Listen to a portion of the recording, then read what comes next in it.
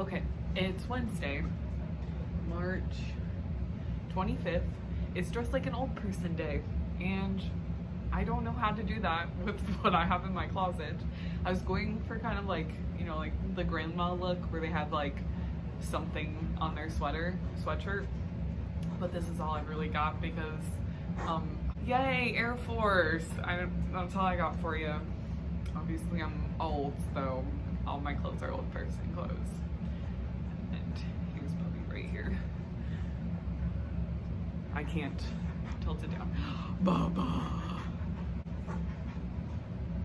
I'm trying to get him to go on the couch, but he won't listen. Anyways, we're on page 60. Everything's a risk. Carla's smiling at me like she knows something I don't know. She's been doing it all day whenever she thinks I'm not looking. Also, she's been singing Take a Chance on Me by ABBA, her absolute favorite band of all time. She's breathtakingly out of tune. I'll have to ask Ollie the probability that she could miss every single note. Shouldn't she hit one just by random chance? It's 12:30 p.m. and I have a half hour for lunch before my history tutor comes online. I'm not hungry. I'm basically never hungry anymore. Apparently a body can't exist on I am alone. Carla's not looking, so I tab over to my Gmail. 13 messages from Ollie since last night. They're all sent around 3 a.m. and naturally he doesn't write a subject. I laugh a little and shake my head. I want to read them, am dying to read them, but I have to be careful when Carla is in the room. I glance over and find her staring back at me, eyebrows raised. Does she know something? What's so interesting on that laptop? She asks. God, she definitely knows. I draw my chair closer to my desk and place my sandwich on the laptop. Nothing. I take a bite of the sandwich. It's Turkey Tuesday. It's not nothing. Something is making you laugh over there. She inches closer, smiling at me. Her brown eyes crinkle at the corners and her smile reaches the edge of her face. Cat video, I say through a mouthful of turkey. Ugh, wrong thing to say. Carla lives for cat videos. She thinks they're the only thing the internet is good for. She comes around, stands behind me, and reaches for the laptop. I drop my sandwich and hug the laptop close to my chest. I'm not a good liar, and I say the first thing that pops into my head. You don't want to see this one, Carla. It's bad. The cat dies. We stare at each other in a kind of shocked standoff for a few seconds. I'm shocked because I'm an idiot and I can't believe that I said that. Carla's shocked because I'm an idiot and she can't believe that I said that. Her mouth drops open comically like a cartoon and her big round eyes get even bigger and rounder. She bends over at the waist, slaps her knee, and laughs like I'd never heard her laugh. Who actually slaps their knee while laughing? You mean to tell me the only thing you could think to say was that it was a dead cat? She's laughing again. So you know. Well, if I didn't know before, I would surely know now. She laughs a little more, slaps her knee again. Oh, you should have seen your face. It's not that funny, I grumble, annoyed that I gave myself away. You forget I have one of you at home. I always know when Rosa's up to no good. Besides, you, Miss Thing, are not any good at hiding things. I see you checking your email and looking for him out the window. I put my laptop back down on the desk. So, you're not mad at me? I ask, relieved. She hands me my sandwich. It depends. Why are you hiding it from me? I didn't want you to worry about me getting sad again. She eyes me for a long second. Do I need to worry? No. Then I'm not worrying. She brushes my hair back from my shoulders. Eat, she says. 15 minutes later. Maybe he could come over for a visit. I've surprised myself by asking, but Carla's not surprised at all. She doesn't even pause from wiping away non-existent dust from my bookshelves. Teenagers are the same all over. Give them an inch and they'll take a mile. Is that a no? I ask. She laughs at me. 2 hours later, I try again. It would only be for half an hour. He could get decontaminated like Mr. Waterman, and then... Are you crazy? 10 minutes after that. 15 minutes? No. Later still. Please, Carla. She cuts me off. And here I thought you were doing fine. I am doing fine. I just want to meet him. We can't always get what we want, she says. From the flatness of her tone alone, I know it's a phrase she uses on Rosa all the time. I can tell she regrets saying it to me, but still, she doesn't say anything else. She's leaving for the day, halfway out the bedroom door when she stops. You know, I don't like saying no to you. You're a good girl. I rush right through this opening. He'd get decontaminated and sit across the room, far, far away from me, and only for 15 minutes, 30 minutes at the most. She shakes her head, but it's not a firm shake. It's too risky, and your mother would never allow it. We won't tell her, I say instantly. She gives me a sharp, disappointed look. Do you girls really find it so easy to lie to your mamas? To those who wait. Carla doesn't say anything about it again until just after lunch 2 days later. Now, you listen to me, she says. No touching. You stay on your side of the room and he stays on his. I already told him the same thing. I understand the words she's saying, but I don't understand what she's saying. What do you mean? You mean he's here? He's already here? You stay on your side and he stays on his. No touching. You understand? I don't, but I nod yes anyway. He's waiting for you in the sunroom. Decontaminated? The look on her face says, what do you take me for? I stand up, sit down, and stand up again. Oh, lordy, she says. Go fix yourself up fast. I'm only giving you 20 minutes. My stomach doesn't just flip. It does high wire somersaults without a net. What made you change your mind? She comes over, takes my chin in her hand, and stares into my eyes for such a long time that I start to fidget. I can see her sorting through all she wants to say. In the end, all she says is, you deserve a little something. This is how Rosa gets everything she wants. She simply asks for it from her mother with the too big heart. I head to the mirror to fix myself. I've almost forgotten what I look like. I don't spend a lot of time looking. There's no need when there's no one to see you. I like to think that I'm an exact 50-50 mixture of my mom and dad. My warm brown skin is what you get by mixing her pale olive skin with his richer dark brown. My hair is big and long and wavy, not as curly as his, but not as straight as hers. Even my eyes are a perfect blend, neither Asian nor African, but somewhere in between. I look away and then look back quickly, trying to catch myself unawares to get a more accurate picture, trying to see what Ollie will see. I try out a laugh and then smile, with teeth and without. I even try out a frown, though I'm hoping I won't have cause to use it. Carla watches my antics in the mirror, amused and bemused at the same time. I almost remember when I was your age, she says. I don't turn around, talking instead to the Carla in the mirror. Are you sure about this? You don't think it's too risky anymore? You trying to talk me out of it? She comes over and puts a hand on my shoulder. Everything's a risk. Not doing anything is a risk. It's up to you. I look around my white room at my white couch and shelves, my white walls, all of it safe and familiar and unchanging. I think of Ollie, decontamination cold and waiting for me. He's the opposite of all these things. He's not safe. He's not familiar. He's in constant motion. He's the biggest risk I've ever taken.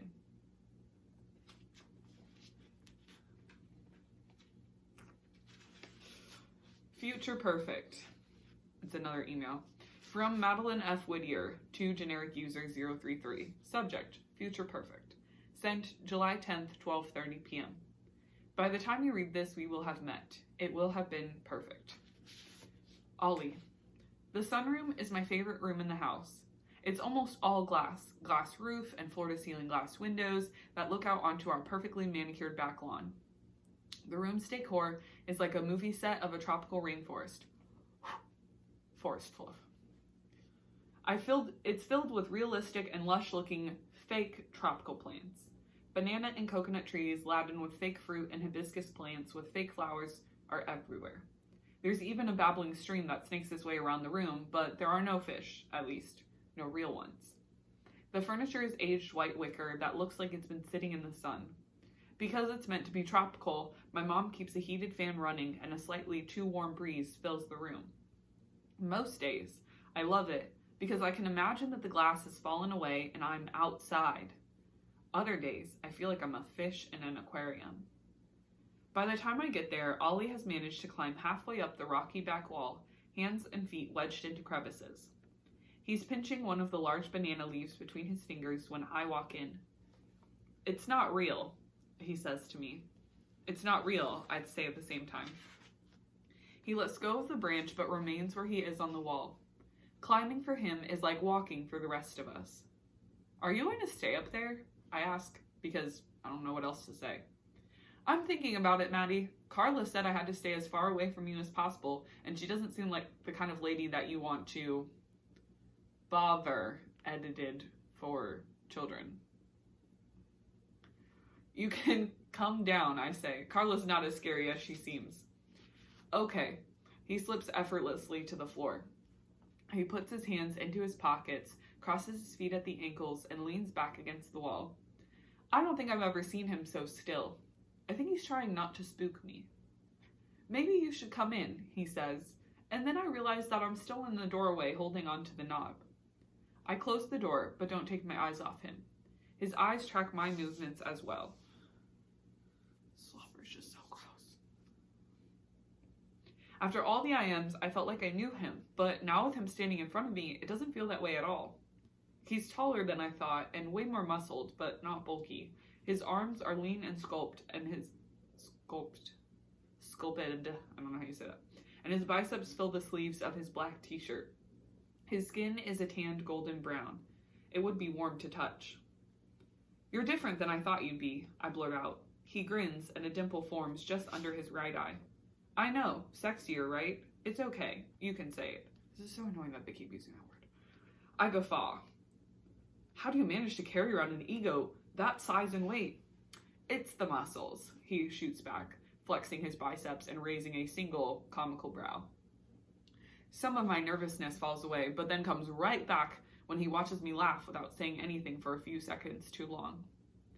"Your hair really is so long," he says, "and you never said you had freckles." Was I supposed to? "Freckles might be a deal breaker." He smiles, and the dimple comes back. Cute. I move to the couch and sit. He leans against the rock wall across the room. "They're the bane of my existence," I say, referring to the freckles. This is a ridiculous thing to say because, of course, the bane of my existence is that I'm sick and unable to leave my house. We both realize this at the same time, and then we're both laughing again. "You're funny," he says after our laughter subsides. I smile. I've never thought of myself as a funny girl, but I'm happy that he thinks so. We are awkward together for a few moments, unsure what to say. The silence would be much less noticeable over IM. We could chalk it up to any number of distractions. But right now, in real life, it feels like we both have blank thought balloons over our heads. Actually, mine's not blank at all, but I really can't tell him how beautiful his eyes are. They're Atlantic Ocean blue, just like he'd said. It's strange because of course I'd know that, but the difference between knowing it and seeing them in person is the difference between dreaming of flying and flight. "This is some crazy room," he says, looking around. "Yeah, my mom built it so I could feel like I was outside." "Does it work?" "Most days. I have a really excellent imagination." "You really are a fairy tale. Princess Madeline in the glass castle." He's quiet again, like he's trying to build up something. "It's okay to ask me," I say. He's wearing a single black rubber band around his wrist, and he pulls at it a few times before continuing. "How long have you been sick?" "My whole life." "What would happen if you went outside?" "My head would explode, or my lungs, or my heart." "How can you joke?" I shrug. "How can I not? Besides, I try not to want things I can't have." "You're like a Zen master. You should teach a class." It takes a long time to learn. I smile back at him. He crouches and then sits, back against the wall, forearms on his knees. Even though he's still, I can feel the need to move coming off of him. The boy is kinetic energy. Ooh, science. Kids, what's the opposite of kinetic energy? Put your answer in the comments. Where do you want to go the most, he asks. Besides outer space. Yes, Maddie, besides outer space. I like the way he says Maddie, as if he's been calling me that my whole life. The beach, the ocean. What, want me to describe it for you? I nod more vigorously than I expected to. My heart speeds up like I'm doing something illicit. I've seen pictures and videos, but what's it like to actually be in the water? Is it like taking a bath in a giant tub? Sort of, he says slowly, considering. No, I take it back. Taking a bath is relaxing. Being in the ocean is scary. It's wet and cold and salty and deadly. That's not what I was expecting. You hate the ocean? He's grinning now, warming to his topic. I don't hate it. I respect it. He holds up a single finger. Respect. It's Mother Nature at her finest. Awesome, beautiful, impersonal, murderous. Think about it. All that water and you could still die of thirst. And the whole point of waves is to suck your feet from under you so that you drown faster. The ocean will swallow you whole and burp you out and not notice you were even there. Oh my God, you're scared of it. We haven't even gotten to great white sharks or saltwater crocodiles or Indonesian needlefish or... Okay, I say, laughing and holding up my hands for him to stop. It's no joke, he says with mock seriousness. The ocean will kill you. He winks at me. It turns out that Mother Nature is a lousy mom. I'm too busy laughing to say anything. So, what else do you want to know? After that, nothing. Come on, I'm a fount of knowledge. Okay, do one of your crazy tricks for me. He's on his feet in a blink and begins assessing the room critically. There's not enough room. Let's go out. He stops himself mid-sentence. Crap, Maddie, I'm sorry. Stop, I say. I stand up and hold a hand out. Do not feel sorry for me. I say this harshly, but it's too important a point. I couldn't stand pity coming from him. Baba, you're not going outside. You were already outside. Silly boy. Silly boy. He flicks his rubber band, nods once, and lets it go. I can do a one-armed handstand. He steps away from the wall and simply falls forward until he's upside down on his hands. It's such a graceful and effortless movement that I'm momentarily filled with envy. What's it like to have such complete confidence in your body and what it will do? That's amazing, I whisper. We're not in church, he shouts back, voice slightly strained from being upside down. I don't know, I say. It feels like I should be quiet. He doesn't answer. Instead, he closes his eyes, slowly removes his left hand from the floor, and holds it out to the side. He's almost perfectly still. The quiet bubbling of the pond and his slightly heavier breathing are the only sounds in the room. His t-shirt falls up, and I can see the hard muscles of his stomach. The skin is the same warm golden tan. I pull my eyes away. Okay, I say. You can stop now. He's upright again before I can blink. What else can you do? Get a bubby on the couch? He rubs his hands together and grins back at me. One backlip later, he sits back down against the wall and closes his eyes. So, why outer space first, he asks. I shrug. I want to see the world, I guess. Not what most people mean by that, he says, smiling. I nod and close my eyes as well. Do you ever feel... I begin, but then the door opens and Carla bustles in to rush him out. You didn't touch, right? She asks, arms akimbo. We both open our eyes and stare at each other. All at once, I'm hyper-aware of his body and mine. There was no touching, Ollie confirms, his eyes never leaving my face. Something in his tone makes me blush hard, and heat travels a slow wave across my face and chest. Spontaneous combustion is a real thing. I'm certain of it. And we lost him again. Bubba. Puppy boy. There's a web page right here. Diagnosis, webdoc.com. Hysterical abdominal rhopaloshra. Butterflies in stomach. The condition of having one or more monarch butterflies take up residence in the stomach. Who is affected by HAR? The disease affects at least one teenage American girl every 30 seconds. Symptoms: nausea, elevated heart rate, stomach flipping, lightheadedness, inability to focus. Causes: HAR episodes are usually triggered by contact with a romantic interest. HAR sufferers describe feeling symptoms not only during the contact but before and after as well. Patients with the most acute form of the disease can trigger an episode by simply thinking about their romantic interest. Coupled with an inability to stop thinking about said interest, the disease, read more, and then just stops. Perspectives. Before Carla arrives the next morning, I spend exactly 13 minutes in bed, convinced that I'm getting sick. It takes her exactly 6 minutes to unconvince me. She takes my temperature, blood pressure, heart, and pulse rates before declaring that I am simply lovesick. Classic symptoms, she says. I'm not in love. I can't be in love. And why not? What would be the point? I say, throwing my hands up. Me in love would be like being a food critic with no taste buds. It'd be like being a colorblind painter. It would be like skinny dipping by yourself. I have to laugh at that one. Exactly. Pointless. Not pointless, she says, and looks at me seriously. Just because you can't experience everything doesn't mean you shouldn't experience anything. Besides, doomed love is a part of life. I'm not in love, I say again. And you're not sick, she retorts, so there's nothing to worry about. For the rest of the morning, I'm too distracted to read or do homework. Despite Carla's reassurances that I'm not getting sick, I find myself paying too close attention to my body and how it feels. Are my fingertips tingling? Do they usually do that? Why can't I seem to catch my breath?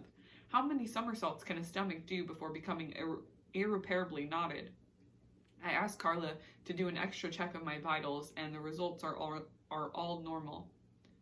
By the afternoon, I acknowledge in my head that Carla might be onto something. I might not be in love, but I'm in like, and in serious like. I wander the house aimlessly, seeing Ollie everywhere. I see him in my kitchen making stacks of toast for dinner. I see him in my living room suffering through Pride and Prejudice with me. I see him in my bedroom, his black-clad body asleep on my white couch. And it's not just Ollie that I see. I keep picturing myself floating high above the earth. From the edge of space, I can see the whole world all at once. My eyes don't have to stop at a wall or at a door. I can see the beginning and the end of time. I can see infinity from there. For the first time in a long time, I want more than I have. And there's a picture of her in space and Ollie's on Earth. And that was until page 81. And good news. I have just obtained 2 free bookshelves from the neighbor across the street while making this video. So, yay. And I have also collected more Bubby drool as well. So, stay tuned for the next video, and I hope you figured out how to dress up like an old person today.